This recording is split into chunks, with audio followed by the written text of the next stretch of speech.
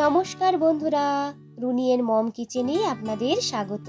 আশা করছি সবাই ভালো আছেন। আজ কোজাগরী লক্ষ্মী পুজো।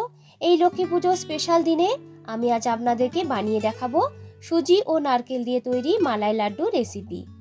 এই লাড্ডুগুলো বানানো যতটা সোজা, লাড্ডুগুলো দেখতে হয় কিন্তু ততটাই সুন্দর। বাড়িতে থাকা সাধারণ উপকরণ দিয়ে খুব সহজেই আপনারাও কিন্তু চাইলে এই লক্ষ্মী পুজোর দিন এই লাড্ডুগুলোকে বানিয়ে নিতে পারেন। তাই ভিডিওটা স্কিপ না করে পুরোটা দেখার অনুরোধ রাখছি। যদি ভিডিওটা আপনাদের ভালো লেগে থাকে অবশ্যই কিন্তু একটা লাইক করবেন। তো চলুন দেখে নেওয়া যাক কিভাবে বানানো যায় এই লাড্ডুগুলো। এই লাড্ডু বানানোর জন্য প্রথমেই এখানে প্যানে নিয়েছি 1 টেবিল চামচের মতো ঘি। ঘিটা যখন পুরোপুরিভাবে মেল্ট হয়ে যাবে তখন এতে দিয়ে দিতে হবে 1/2 কাপ মতো সুজি। গ্যাসের ফ্লেমটাকে একদম লোতে রেখে সুজিটাকে ভালো করে ভেজে নিতে হবে। আমি এখানে প্রায় 3 থেকে 4 মিনিট মতো সুজিটাকে ভেজে নিয়েছি। এরপর এতে দিয়ে দিতে হবে 1 বাটি মতো নারকেল। নারকেলটাকেও ভালো করে ভেজে নিতে হবে যতক্ষণ না পর্যন্ত নারকেলের ভেতরে যে ময়েশ্চারটা থাকে সেটা একদম পুরোপুরি শুকনো হয়ে যায়। দেখুন নারকেলটা বেশ সুন্দরভাবে শুকনো ঝুরঝুরে হয়ে গেছে। এখানে আমি প্রায় আরও 2 থেকে 3 মিনিটের মতো ভেজে নিয়েছিলাম। এরপর এতে দিয়ে দিলাম কুচিয়ে রাখা ড্রাই ফ্রুটস। আপনারা আপনাদের পছন্দ মতো ড্রাই ফ্রুটস এখানে ব্যবহার করতে পারেন। সমস্ত কিছু দিয়ে আরও প্রায় 3 থেকে 4 মিনিটের মতো ভালো করে এইভাবে ভাজা ভাজা করে নেব। এরপর এটিকে তুলে রেখে দেব একটি প্লেটের মধ্যে ঠান্ডা হওয়ার জন্য।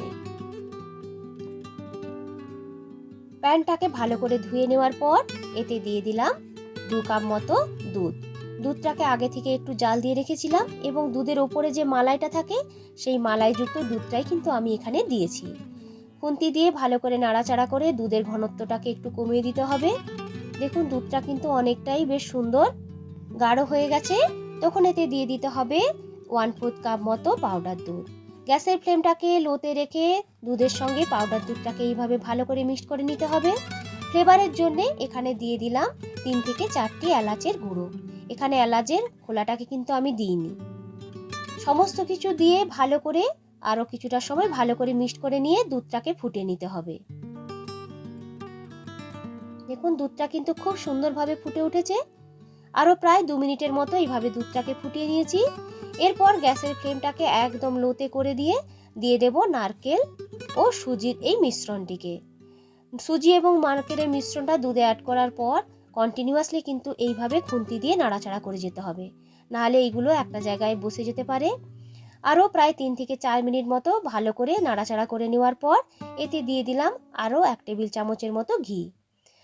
এই ঘিটা দেওয়ার পরে এই ডোর সঙ্গে ঘিটাকে ভালো করে মিক্সড করে নিতে হবে। এরপর এতে দিয়ে দিলাম 1/2 কাপ মতো গুঁড়ো চিনি। মিষ্টির পরিমাণটা আপনারা আপনাদের প্রয়োজন বুঝে কম বেশি করে নেবেন। চিনিটা দেওয়ার পরে ডোয়ের সঙ্গে ভালো করে চিনিটাকে এভাবে মিক্সড করে নিতে হবে যতক্ষণ না পর্যন্ত ডোটা এই প্যানের গা থেকে পুরোপুরি ছাড়া ছাড়া হয়ে আসে। দেখুন এই ডোটা কিন্তু ভালো করে বেশ প্যানের গা থেকে ছাড়া ছাড়া হয়ে এসেছে। এরপর এটিকে নামিয়ে রেখে দিতে হবে হালকা ঠান্ডা হওয়ার জন্য। হাতে করে কিছুটা ডো নিয়ে এইভাবে গোল করলে যখন দেখবেন যে একটা শেপ নিয়ে নিচ্ছে তখন বুঝবেন এই ডোটা কিন্তু পারফেক্টলি কুকড হয়ে গেছে।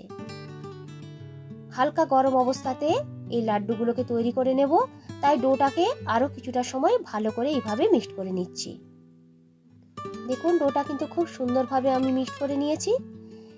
এখানে নিয়েছি শুকনো নারকেল বা ডেসিকেটেড কোকোনাট। এই নারকেলটাকে কিন্তু আমি বাড়িতেই বানিয়ে নিয়েছি। ফ্রেশ নারকেলকে কিছুটা সময় ড্রাই রোস্ট করে নেওয়ার পরে মিক্সিতে ঘুরিয়ে নিলেই কিন্তু এই ড্রাই কোকোনাট বা ডেসিকেটেড কোকোনাটটা কিন্তু তৈরি হয়ে যাবে। যে ডোটা তৈরি করে রেখেছিলাম ওই ডোটা থেকে কিছুটা বলের আকারে ডো নিয়ে হাতের সাহায্যে ঘুরিয়ে ঘুরিয়ে এইভাবে লাড্ডুগুলোকে তৈরি করে নেব। এরপর এই লাড্ডুগুলোকে কিছুটা রোল করে নেব এই ডেসিকেটেড কোকোনাটের উপরে। আজ আমি এরকম গোল গোল করে লাড্ডুগুলোকে বানিয়েছি। আপনারা চাইলে আপনাদের পছন্দ মতো শেপে এগুলোকে বানিয়ে নিতে পারেন। তো দেখুন একই রকমভাবে ওই ডো থেকে আরও আমি লাড্ডু বানিয়ে নেব। তো বন্ধুরা আজকের আমার এই রেসিপিটা আপনাদের কেমন লাগলো অবশ্যই কিন্তু আমাকে কমেন্ট করে জানাবেন। যদি রেসিপিটা আপনাদের ভালো লেগে থাকে আজ এই লক্ষ্মী পুজোর স্পেশাল দিনে আপনারা চাইলে এটা একবার বানিয়ে নিতে পারেন। দেখুন একই রকমভাবে আমি সমস্তগুলো বানিয়ে নিয়েছি। আমার চ্যানেলে যারা নতুন বন্ধু, যারা এখনও আমার চ্যানেলটিকে সাবস্ক্রাইব করেননি, তাদের কাছে অনুরোধ রইল আমার চ্যানেলটিকে সাবস্ক্রাইব করার জন্য।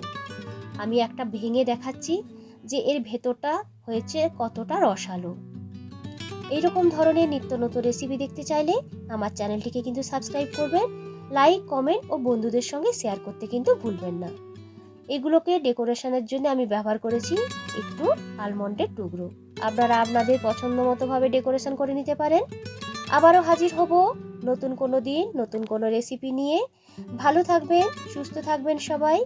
আজকের মতো টাটা।